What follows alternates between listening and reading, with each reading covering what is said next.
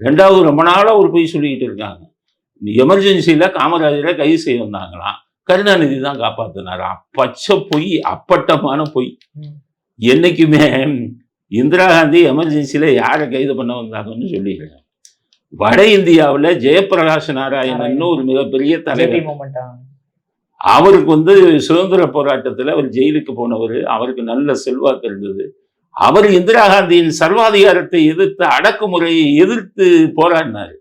அப்ப அந்த போராட்டம் தென்னாட்டில் இல்லவே இல்லை, ஆந்திராவிலையும் இல்லை. ஏன்னா ஆந்திராவில் காங்கிரஸுக்கு செல்வாக்கு, கர்நாடகாலையும் செல்வாக்கு, கேரளாலையும் செல்வாக்கு.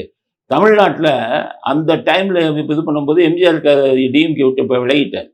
இங்கேயும் போராட்டம் இல்லை, டிஎம்கேயும் வைக்கல, எதுவும் இல்லை. காமராஜர் அப்ப இந்திரா காந்தியுடன் கருத்து வேறுபாடு ஏற்பட்டு தனி இது வச்சிருந்தார். காங்கிரஸ் தமிழ்நாடுக்கு தனி காங்கிரஸ் வச்சுக்கிட்டு இருந்தார். இந்திரா காந்தி தென்னிந்தியாவை பார்த்து திரும்பவே இல்லை. ஏன்னா இவங்க யாரும் தொந்தரவு கொடுக்கல, போராடல. அவங்க இதுவே எங்க இருந்ததுன்னா ஜெயபிரகாஷ் நாராயணனை பிடிக்கணும், அத்வானி, வாஜ்பாய், இந்த எதிர்கட்சி தலைவர்கள் எல்லாம் பிடிக்கணும்னா அவங்கள மட்டும் பிடிச்சு போட்டாங்க. அப்ப இவர் என்ன பொருளிய கிளப்பினாரு, காமராஜரை பிடிக்க சொன்னாங்க என்கிட்ட. அதையும் சொல்றாங்க அந்த அம்மா. அவங்களுக்கு காமராஜ் எதிரி இல்லை இந்திரா காந்திக்கு.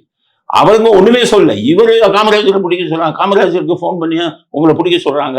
எல்லாம் அப்பட்டமான பொய், ஊரே மாத்திர பொய். அது அவருக்கு தெரியும். காமராஜர் பேச்சை நம்பவே இல்லை.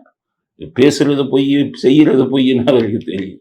அதனால அவர் கண்டுக்காம தான் இருந்தார் கடைசி வரை. அவர் ஸ்டாலின் கல்யாணத்துக்கு கூட போய் கெஞ்சி கூப்பிட்டாரு கருணாநிதி. அவர் வருவதாக இல்லை. கடைசி நேரத்தில் இத்தனை தடவை கூப்பிடுறாருன்னு வேண்டாம் வெறுப்பா வந்துட்டு தான் போனார்.